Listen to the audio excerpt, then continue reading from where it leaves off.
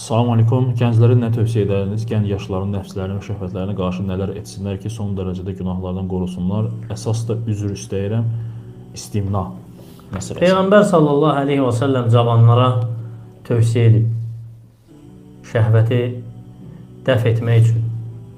Deyib ki, ey cavanlar toxlusu, sizdən kim bacarırsa evlənsin. Bu onun üçün xeyirdir, həm gözünə, həm övrətinə. Və kim bacarmırsa oruç tutsun. Yəni kim evlənməyə imkanı yoxdursa, bədən cəhətdən və ya pul cəhətdən gücü çatmırsa, onda oruç tutsun. Bu onun üçün, yəni qoruması üçün daha yaxşıdır. Onu qoruması daha yaxşı. Ona görə dinimiz şəhvəti dəf etməyin yolunu evlənməkdə görüb.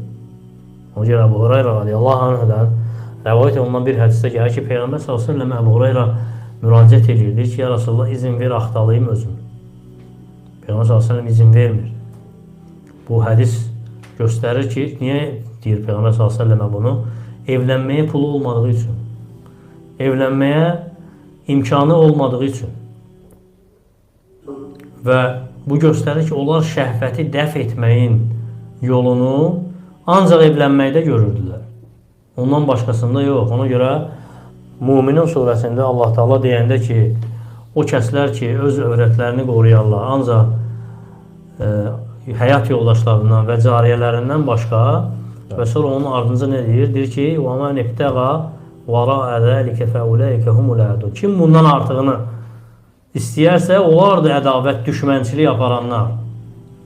Onlardır ədavət, düşmənçilik aparanlar. Ona görə sizin dediyiniz o iğrənc üslub hansı ki, kafirlərdən keçib müsəlman toplumuna, onlar hamısı Allah Teala'ya qarşı asilikdir, ədavətdir. İstimna məsələsi. Bəli.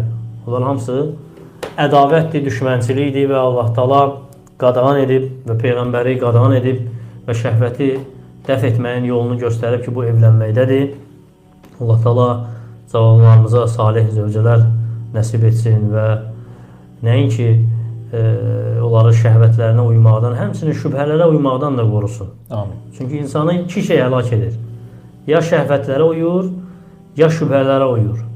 Və elə insan da var ki, hər ikisini özündə cəm edir, Allah qorusun.